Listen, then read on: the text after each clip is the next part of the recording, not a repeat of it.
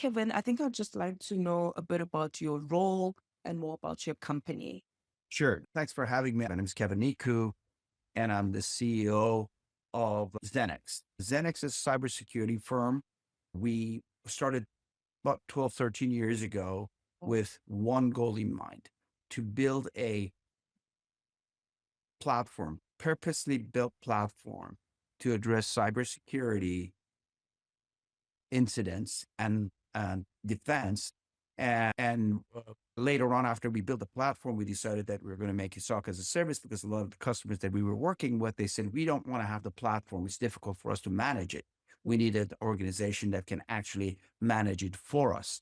That's why we moved to SOC as a service. In fact, our name was Cloud Access Inc., which is the company.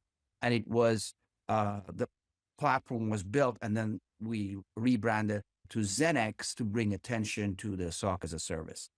We service small and medium-sized businesses, well, let's say from minimum of 25 employees to 5,000 employees. The platform is multi-tenant, highly scalable. It's the most comprehensive platform of its kind. It's very advanced in its capabilities. It's one of the things that we proud ourselves that it's 100% transparent.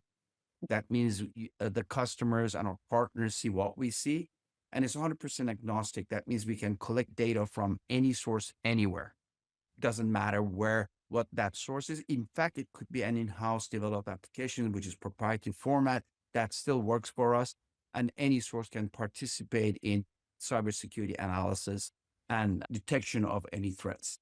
One thing that we are very proud of, and I always talk about this, is that we have no breaches for our customers over the past 12 years. That's a very, Wow. yeah, no breaches. It's a very unique matrix for us.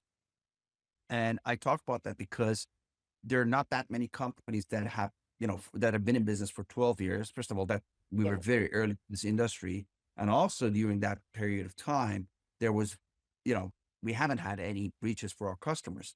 And I think that's one of the reasons we were ranked number 73 in MSSPs, 250 MSSPs globally. And many of those companies are actually large companies in, IBM and EY and Deloitte and all of those guys are part of that list. So we're in good company. But I think the reason we're number 73 and we're, I think, one of the few security operations centers as service in that list is because of our success and growth. The platform is also very modular. Talking about what it has about 17 modules that each individual module work as a service, but collectively they work together to find that needle in the haystack, something that's really important that we should pay attention to. Of course, this also gives us the ability to address the customer needs based on the short-term budget and priorities, while keeping an eye on strategic view of where the customer wants to go and be able to add additional services for cybersecurity protection over time. So not only we address the short-term needs, but we also help them understand where they need to go to be fully protected. We, we basically partner with our MSP partners and MSPs and our customers. We become their virtual cybersecurity department because we deliver this as a service end to end. The customers don't usually have to do anything substantial. Everything is fully automated. And because we've been in business for a long time, we have a very well documented playbooks of how to address incidents, how to manage, how to process an incident, how to manage, as the alarms come in, how do we address it, and to eliminate the noise and focus on what really matters for the customer. And to that extent, we have our own training. It's about a week of training that every security analyst goes through. And then they have to take a very difficult test at the end of the week to actually prove to us that they can become our security analysts before their eyes on the glass in our SOC environment. Mhm. Oh, wow, that's amazing.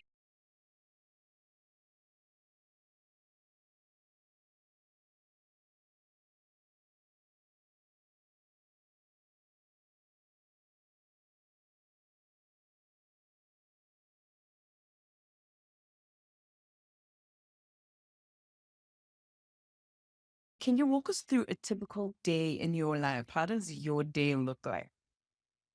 I really would like to be in front of customers. I like to meet customers, understand their challenges, what they would like to accomplish.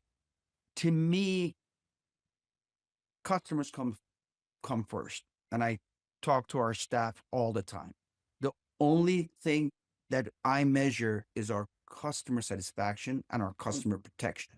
I mentioned that we haven't had any breaches for any of our customers for the past 12 years. That's a very important matrix for me as the CEO of the company. The other matrix that I look at is, well, are they happy with us? Are they getting the reports that they need? Are we doing the right things for them? Are the incidents that we are reporting to them meaningful? Are they actionable intelligence rather than the white noise, which we actually, I'm very adamant that we don't send any alerts without, comprehensive understanding of what was going on. So that's one aspect that what I do every day. Second one is that I'm speaker at chosen conferences in our industry. I've been doing it for years.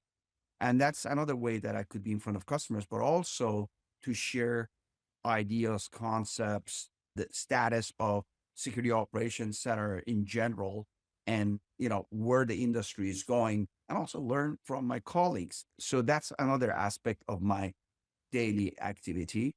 One, I guess another big part of my day is to focus on product strategy. I am technical by nature. I have a bachelor's and master's in computer engineering and an MBA.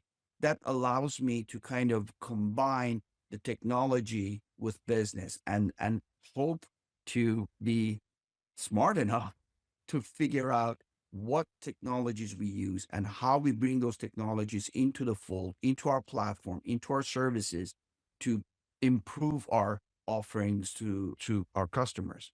And finally, I think that another aspect of my daily effort is strategic partnerships.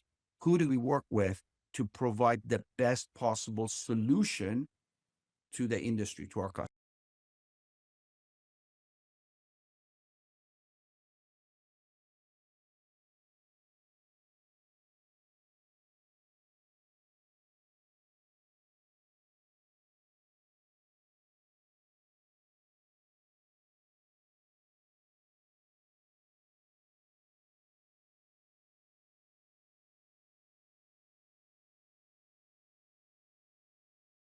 What major shifts are you seeing in the industry right now? With we discussed the internet and Yeah. AI is Yeah. coming up. So how has the industry been?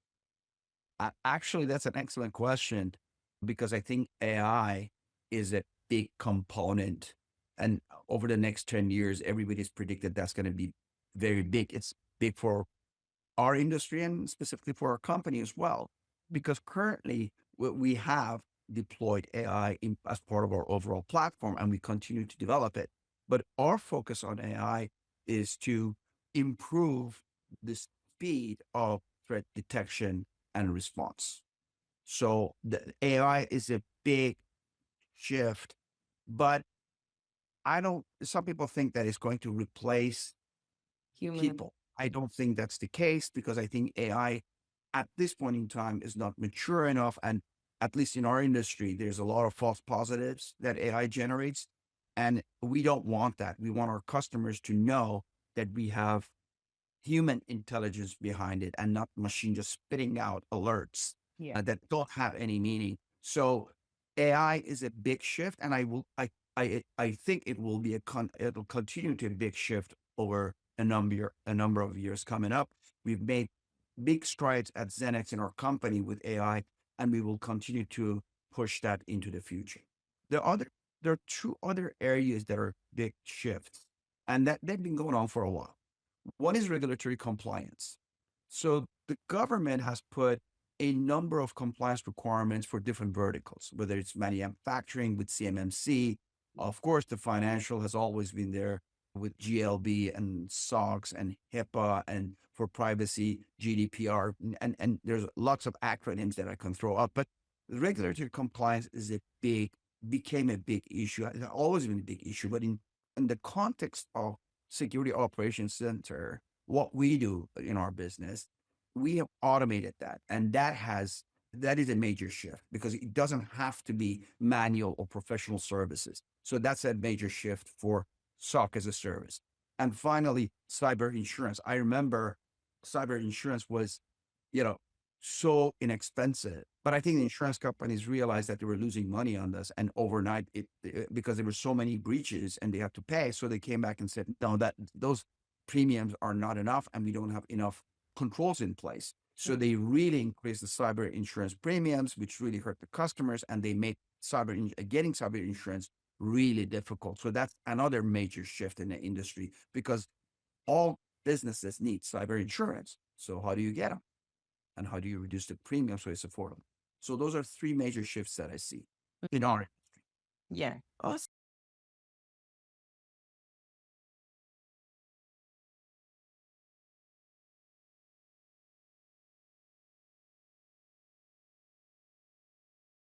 Kevin, I think I'd just like to know a bit about your role and more about your company.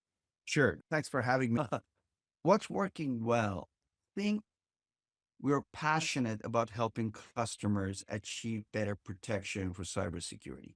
I think our entire company, all of our security analysts, the support staff, customer service, they know we're in this business to help customers, and that passion to help the customers is evident in everything that we do. I'm very proud of that, and that's working well for us. I think it's important in any business that if you don't have passion for what you do, you shouldn't be doing it. Exactly. So underline, I always say we're not in the business of quote unquote generating revenue. Yes, we are in that business, but we can only generate revenue if we love what we do and if we do the right things for the customers.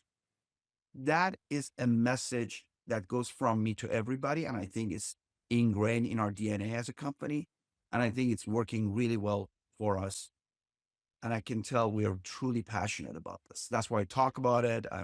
As I said, I speak at the conferences and I want to be in front of customers to talk about all of this. I think what is somewhat frustrating for me is the noise that I see in the industry. What do I mean by noise? It's the fact that a lot of companies out there claim that they have security operations center as a service or SOC as a service, but they don't have the people, processes, or the technology to be able to deliver that. So customers not knowing, they go to them, and after unfortunate failures and breaches that happen, then it creates a sense of, fear, I would say, or not having the ability to deliver that's out there. And the noise that everybody, hey, I can do this, causes that, right? If we had more solid companies that had the people, processes, and technology and can demonstrate that, and if customers actually ask for those to make sure that whoever they choose to be partner for their SOC as a service have those capabilities, then we would be in a better position so that this noise in the industry will be reduced and the companies that have the true capabilities will stand out. I think I have a bit of frustration with what I call the noise. Okay.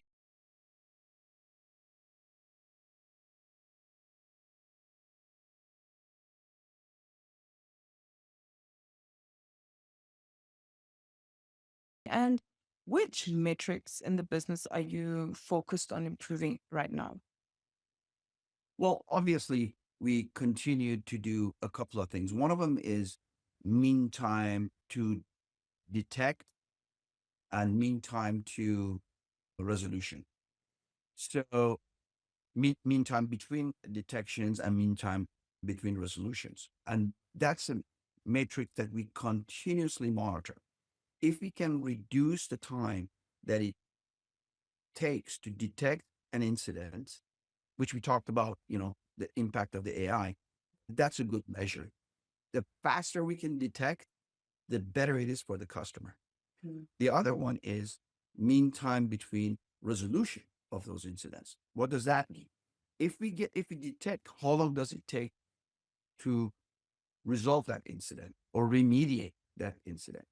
And that's something we can do with autonomous response. Our platform has a autonomous response. So when alert comes in, we can configure it to respond to that alert automatically.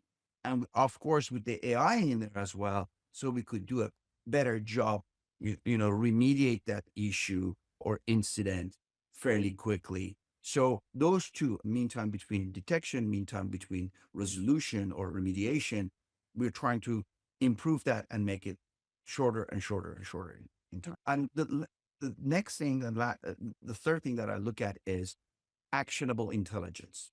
I kind of alluded to that before.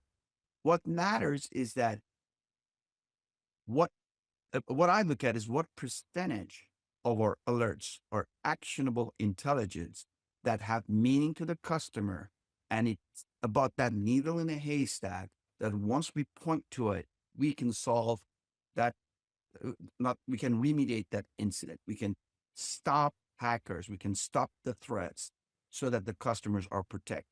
So actionable intelligence is really meaningful. That's why I said AI by itself doesn't do it because it generates a lot of false positives.